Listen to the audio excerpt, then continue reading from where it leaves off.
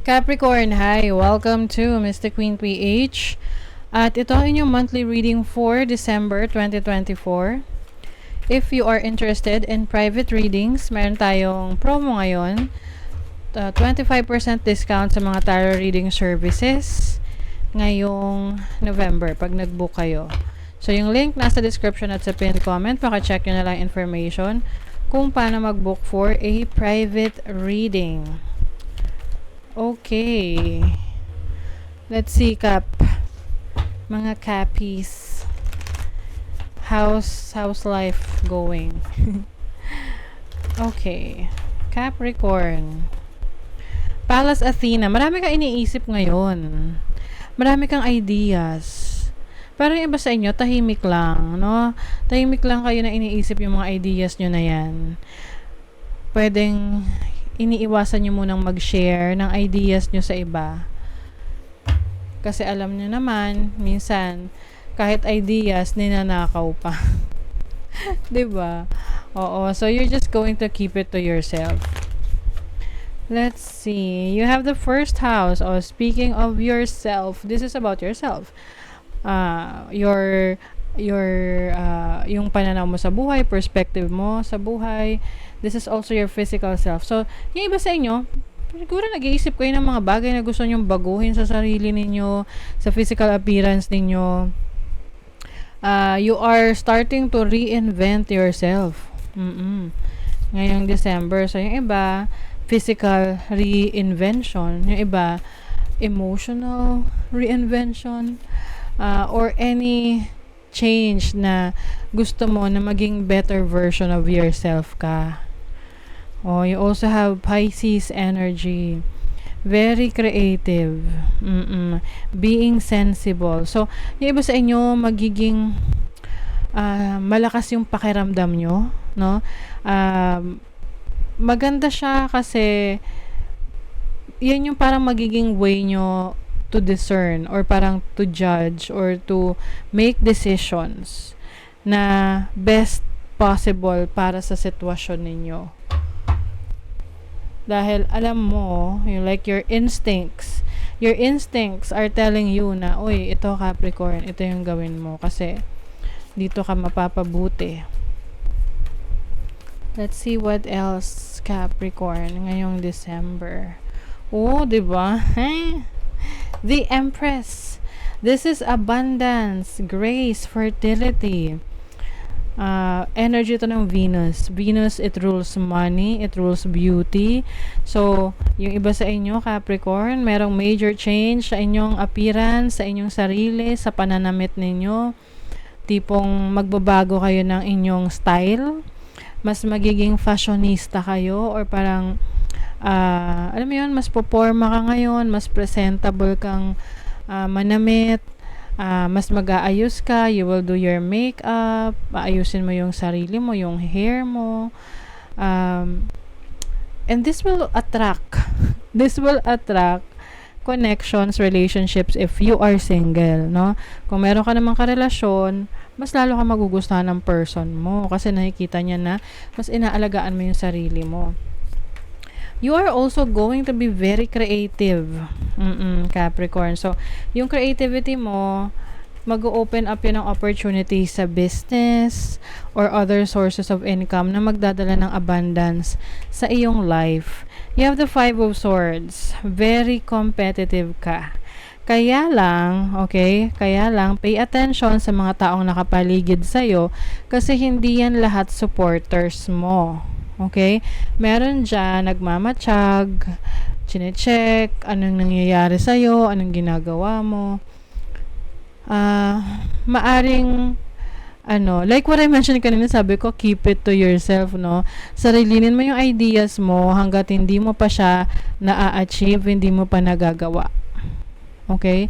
Dahil yung iba, meron dyan na hinihintay ka na magkamali or merong hindi magandang maging resulta yung mga ginagawa mo. So, work in silence. Just keep it to yourself. See, the Magician. Marami kayong pwedeng i-manifest or kayang i-manifest ngayong December. You are someone na very, very talented, no? Yung talent mo, yung skill set mo na yan, yan yung magbibigay sa'yo ng abundance ngayong December eh. So, ano ba yung talent mo? Kung hindi mo pa alam, i-figure out mo yan. Kasi, i-discover mo yan dahil baka ma-miss out mo yung opportunity. Okay? Kahit pa sabihin natin trial and error, 'di ba? Na let's say gusto mo kumanta o di kumanta ka, mag-create ka ng mga covers. Gawa ka ng TikToks, video sa TikToks or mag-live ka sa TikTok. So, maraming ways to share your talents, your skills. Iba na ngayon yung panahon ngayon, unlike before na wala pang internet, 'di ba?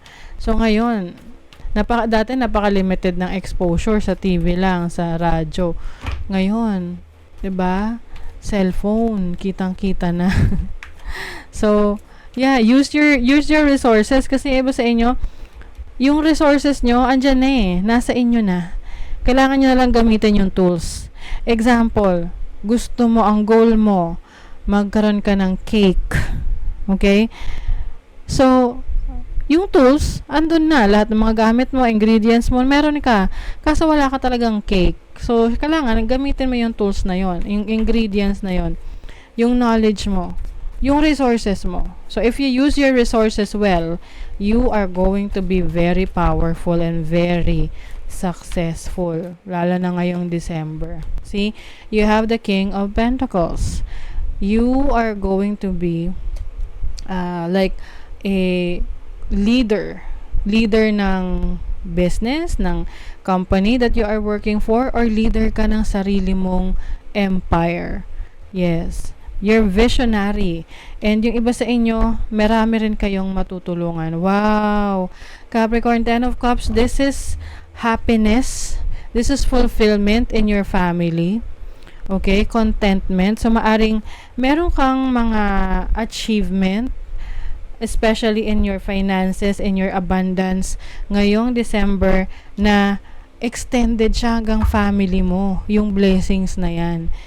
Na magiging masaya sila, magiging fulfilled sila, they will have wonderful experiences dahil sa nakukuha mo ring blessings. Money, career, finances, you have the 5, grabe, 5 of Swords. Ito yung sinasabi ko talaga sa inyo na meron dyan na naiinggit or parang waiting for you na mag-fail ka. So, wag mong hayaan na sila ay magtagumpay. Okay? You have the Daughter of Pentacles. Ang mo rito, ang magiging advantage mo dito is yung knowledge mo, yung willingness mo to learn. Daughter of Pentacles is about learning. Oo. So, the more na natuturuan mo yung sarili mo, the more na nag-gain ka ng knowledge, the more na magiging unbeatable ka. Oh, grabe. Grabe. 2 beses lumabas yung Empress. And pagdating dun sa reading for your money, career, finances, dun din siya ulit lumabas. So, it means that itong abundance na to is going towards your resources, your money, your business, your sources of income, your career. May abundance, stability, productivity, name it. Skills. So, sa love life naman, you have the 9 of Wands, 2 of Cups. Kung meron kang karelasyon ngayon na medyo nagiging alanganin yung connection nyo, ngayong December, maayos nyo yan. I feel like you will stick together. Choice kasi yan eh. Oo, choice yan. So, mahirap man, nagka-problema man kayo, but I think magkakasundo kayo ngayong December for practical reasons. Okay? If you are single, possible na meron kang makilala sa trabaho or merong sa travel din. Pero parang yung pagkikita ninyo or yung meeting na yan, hindi mo expected na magugustuhan mo siya sa una. Okay? So, you have the sun. Oh my God. Paint the sun back into your sky. Ang ganda ng message na to, Capricorn. 'Di ba?